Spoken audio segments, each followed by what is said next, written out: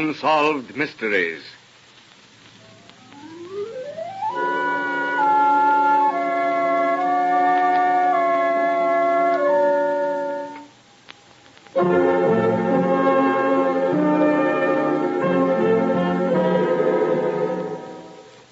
Out of deference to persons who may still be living, character names in some of these true unsolved mysteries have been changed.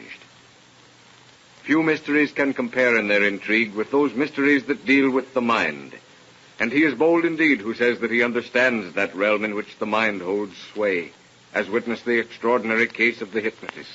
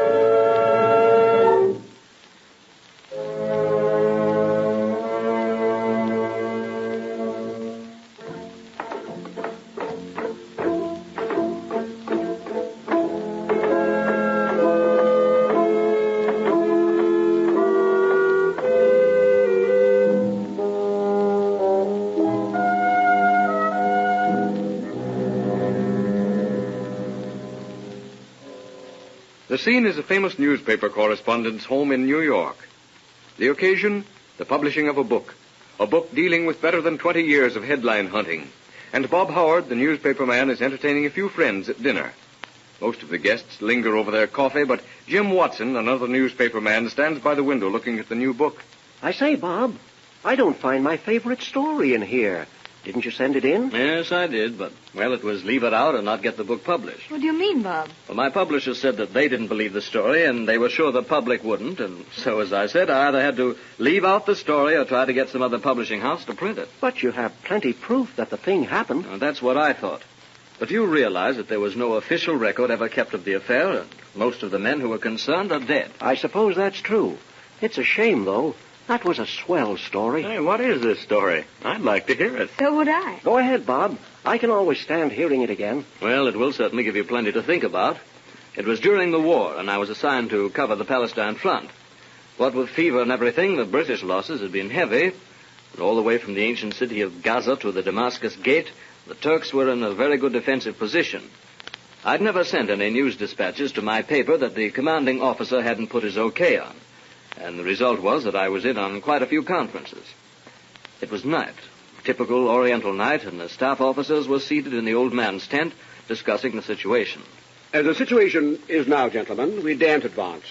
Just how many of these fever and dysentery cases will be ready for active duty in the next 30 days, I don't know. We'll hear later on that. McPherson will be over from the hospital with a report. But the main thing is we don't want to spend the hot weather here. The Turks are firmly entrenched, and yet we don't want to retreat. No possibility of reinforcements, sir? Not a chance. They need all they can get on the Western Front. Well, if we could only get behind them at, say, LJ. Yes, Colonel, if we could, but we can't. And hoping won't change it. Colonel McPherson reporting, sir. Yes. Well, Mac, what is the medical report? Afraid you can't count on very many, sir. Not for 90 days, at least. Those cases are pretty bad, but... Yes, Mac? Well, I hesitate to tell you this, but we've just had something happened. Yes, go ahead. But I'd rather you come over to the hospital yourself and see for yourself, sir. All of us? Yes. Yes, I'm a doctor, but there's something happened over there that I don't know anything about. 15 minutes later, the staff officers are seated in the medical officer's tent. Through the mosquito netting, the long rows of cots are barely visible in the dim light of a lantern swinging from the tent pole. Colonel McPherson enters the tent, and behind him a nurse. Nurse, will you send one of the orderlies for Ahmed? Yes, sir. And have the patient moved to the officer's tent. Yes, sir. Gentlemen, you know we've been trying to do something for these shell-shocked cases. You know these fellows who can't turn to the left or to the right or can't sit down without someone assisting them. You know the type. Of course we do. Very well, Certainly very do. well. Well, recently we've been trying hypnosis, and Ahmed the Persian has been very successful. But tonight... Here is Ahmed, Colonel. Oh, splendid, splendid. Come this way, gentlemen. Certainly right. Gentlemen, this is Ahmed. Ahmed has studied medicine at Hamadan, and he has studied hypnosis under the famous German scientist who has taken a rest cure at Anzali. Here is the patient, sir. Oh, yes, yes. And the hospital records. Thank you, nurse. Know the records. Name, Brown. Rank, corporal. Regiment, Army Service Corps Mechanical Transport. Classification, driver. That all correct? Yes, sir. Where were you born? I was born in South Kensington, sir. You talk no foreign languages? Not me, sir. Not a blooming one, sir. You're perfectly willing to be placed under hypnosis by Dr. Ahmed? Yes, sir. Hi, yes, sir. All right, Ahmed. You will sit down here, please. Now, close your eyes. Now, breathe deeply. Ahmed runs his slender fingers over Brown's forehead. The tenseness leaves Brown's body, and with a sigh, almost a sigh of relief, Brown settles back in the chair.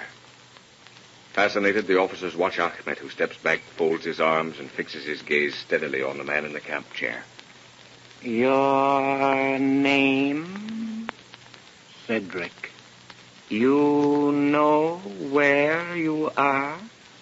In the Holy Land. You know why you are here? To destroy the unchristian Saracens. Who is your leader?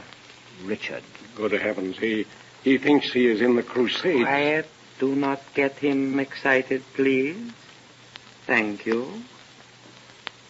Now, Cedric, tell me, do you know this territory? Yes. Every inch of it. Think deeply. Is there another road leading to Elgi? Yes.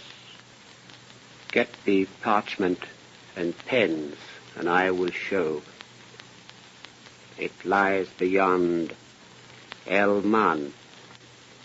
But parchment, I will show you. Paper and pencil is placed before him. With eyes staring ahead and seeing nothing, Brown takes the pencil and begins tracing lines on the paper. Amazement fills the faces of the officers as the map takes shape. They hold their breath as the pencil stops.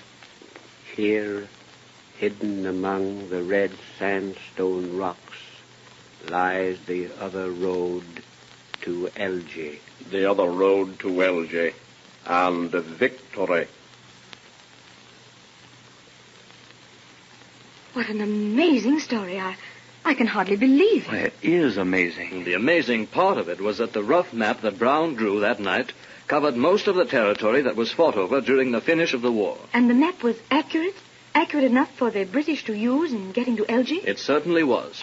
In less than 24 hours, columns of infantry had moved into the red sandstone defile, and Johnny Turk realized too late that ancient Gaza was not, as they had supposed, an impregnable city. Then was this Brown a reincarnation of Cedric? Oh, I hardly think so.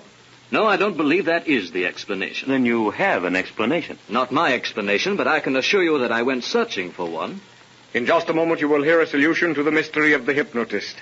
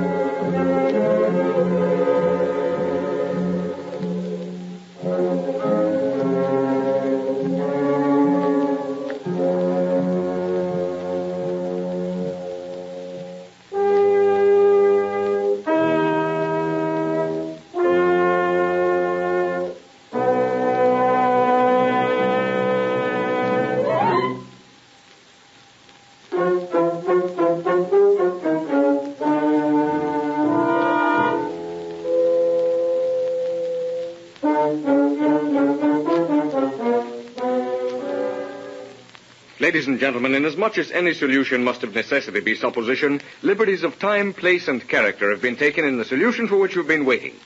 The scene is once again the home of the newspaper correspondent, Bob Howard, who continues his story. Well, quite possibly, if someone had told me the story, I would not have believed it. But here I was, sitting there, listening to an uneducated mechanical transport driver speaking in the voice and personality of a man called Cedric, who'd undoubtedly served in the Crusades under Richard the Lionhearted. There was no possible way in which the transport driver could have known of that defile through the mountains? Not a chance. Even our intelligence didn't know of it. Although later on we did find a Bible student who pointed out that the children of Israel had used the defile in their fight against the Canaanites. You said that you went searching for an explanation. Yes, and found that there were other instances of similar happenings. The solution would seem to be that the spirit of this Cedric, who may have been killed in the Crusades, still lingered on in that vicinity after death. You mean that the spirit of the departed Cedric could remain in that place through all these hundreds of years? Yes. If you admit an external existence after death, then there's nothing remarkable in the spirit being there for hundreds of years, any more so than that spirit remaining there for only a few hours. Well, I suppose that's true, all right. Now, the hypnotist, in placing the transport driver in a trance, removed from him all control of his brain and left his mind a condition into which the mind of Cedric could, for a time, enter. So that the mind of this Cedric could use the voice of the transport driver to make known his identity and also his knowledge of the territory. Yes. I found out in my investigations that there had been a similar happening in France. And as a matter of fact, right now in Hollywood, California, a group of medical men are investigating a young boy who not only seems to be the reincarnated brain of a long-dead Persian, but this boy can, while blindfolded, read and do almost anything that he can when he is not blindfolded. Yes, it was his ability to do things blindfolded that first attracted the doctors to examine him. Yes. And if it were not for that fact, the medical men probably would scoff at the reincarnation idea. I mean the idea that this boy could have any connection with a Persian long dead. Well, it certainly gives one something to think about. Yes, makes me wonder who and where I was in some dim and...